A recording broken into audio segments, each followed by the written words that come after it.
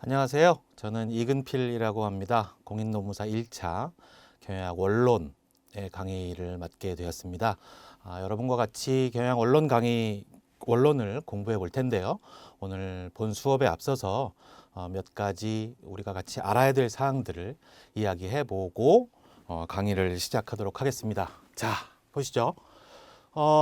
잘 알고 계시겠지만 1차 과목, 2차 과목으로 크게 나뉘어지죠. 1차는 객관식 시험인 거고 2차서부터 우리가 흔히 얘기하는 논술형, 현출하는 과목입니다.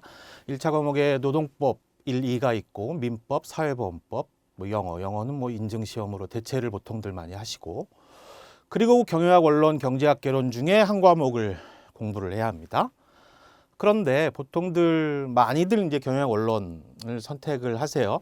경제학은 아무래도 계산식이 좀 많이 있고 해서 계산을 좀 안 좋아하시는 분들 아무래도 경영학 원론을 많이 선택하시고, 또 경영학 원론을 공부를 하게 되면 기본적으로 인사노무관리, 경영조직 뭐 이런 부분들이 또 같이 싱크로가 있기 때문에, 물론 뭐 경제학도 노동경제학이 있긴 합니다만 선택을 많이 하시는데, 문제는 좀 이 경영학 원론이 범위가 넓은 문제가 좀 있습니다. 그 부분은 나중에 다시 또 얘기를 하도록 하겠습니다. 어쨌든 이렇게 생겼습니다.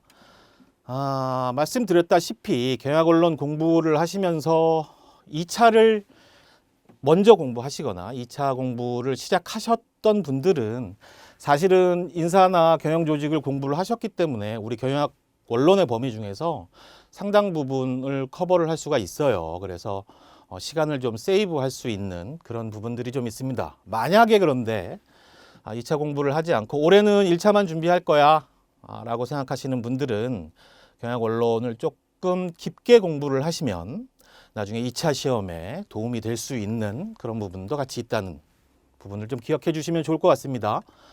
경영학 원론이에요. 사실 원론이라고 하는 거는 경영학의 강론들, 제반 각 학문에 통칭되는 것들로 구성되어 있는 게 원론이거든요. 그래서 보통 원론으로 구성되어 있는 거는 경영이 뭐냐, 경영학의 역사, 경영 환경, 경영자는 뭐고 창업자는 뭐냐, 창업자 정신은 뭐냐, 뭐 이런 부분들, 경영의 베이직, 흔히 얘기하는 비즈니스 마인드에 관련된 이야기를 좀 하게 되고요. 그리고 나면 계획, 조직, 지휘, 통제 이렇게 나왔는데, 우리 PDCA 혹은 플랜 투 C라고 얘기하는 경영학적 체계입니다. 경영학의 시스템이고 경영은 순환되게 되어 있는 거거든요. 일단 뭐를 하려고 하면 계획을 해야 되잖아요. 내가 회사를 하나 차려야 되겠다. 그럼 무슨 회사를 차릴까? 어디다 차릴까?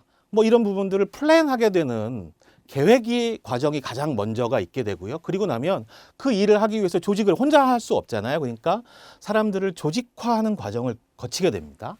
그래서 조직을 하고, 사람을 조직했으면 다 내가 아니니까 사람들에게 지시를 하고, 그 지시한 것이 제대로 되고 있는지를 통제하고, 그리고 이 과정을 통해서 어떤 결과들이 나오면 그거를 다음번 계획으로 다시 연결시키는, 이게 이 경영의 순환인데요.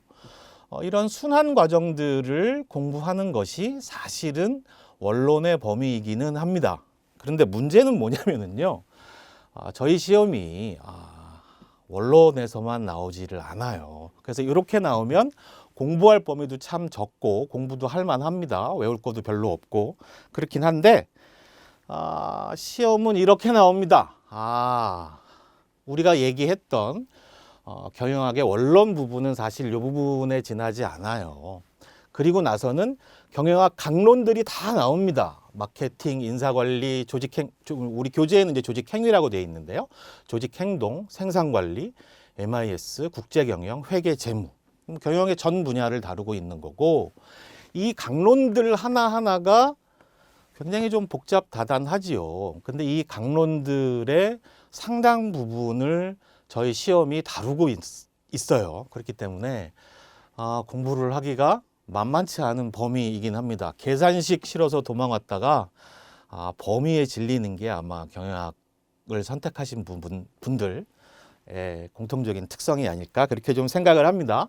자, 학습의 주안점 몇 가지만 이야기하고 오늘 얘기를 좀 OT는 마무리하려고 하는데요. 첫 번째는 목표 점수를 정해야 될 것 같아요. 아까도 말씀드렸다시피 이게 범위가 굉장히 넓지 않습니까? 이거를 다 외울 수도 없습니다. 외우기도 사실 좀 벅차고 강론이 워낙에 넓기 때문에. 그러니까 60점을 맞을 거냐라고 하면 이해를 중심으로 학습하시면 됩니다. 크게 이게 흐름을 이해하고 있으면 시험 문제 푸시는데 크게 문제는 없습니다. 그런데 다른 과목들에서 내가 좀 많이 부족하다 1차에 그래서 여기서 좀 점수를 많이 내야 한다라고 하면 좀 외우면 점수 내기는 좀 쉽습니다. 외우면 그러니까 거기에 밸런스를 맞춰서 우리가 경영학인데 효율 이 굉장히 중요하지 않습니까? 공부에도 효율에 따른 효율의 법칙에 따라서 공부할 필요가 있을 것 같아요.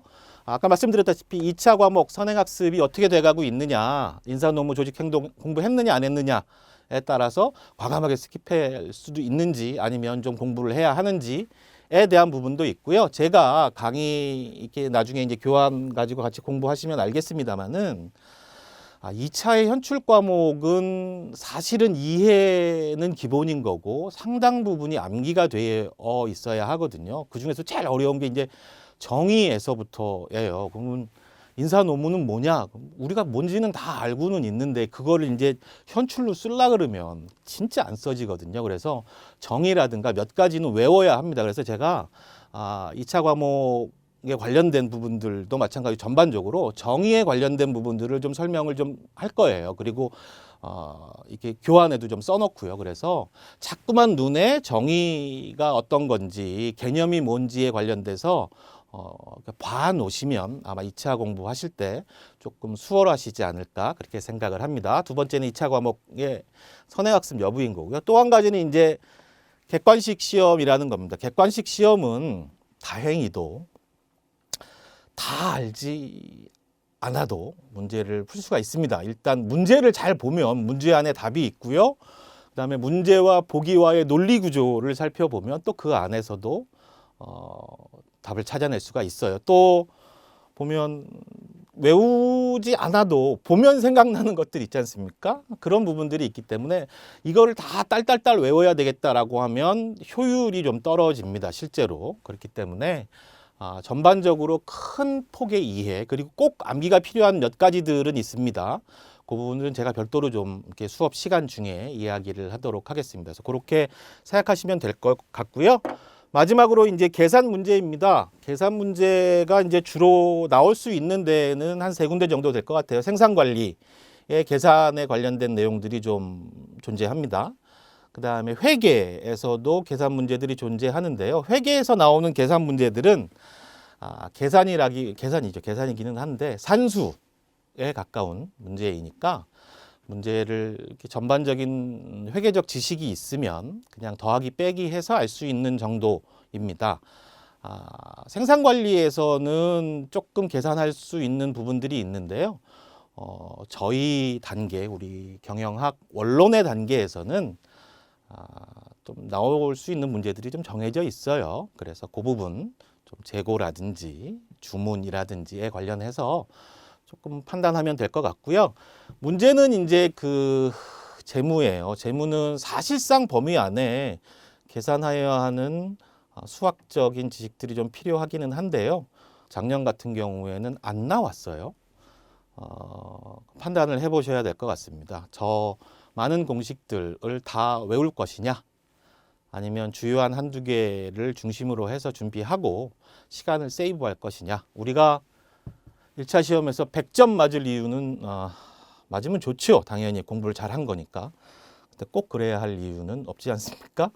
그런 부분들 좀 맞춰서 우리가 효율적, 효과적으로 경영학을 공부하는 사람처럼 그렇게 준비하면은 큰 무리 없이 1차 시험은 통과하실 수 있지 않을까 그렇게 생각하고요. 그 1차 시험이 통과하실 때 경영학이 좀 도움이 될 수 있도록 저도 여러분과 같이 한번 노력해 보도록 하겠습니다. 이상으로 OT 강의를 마치도록 하겠습니다. 감사합니다.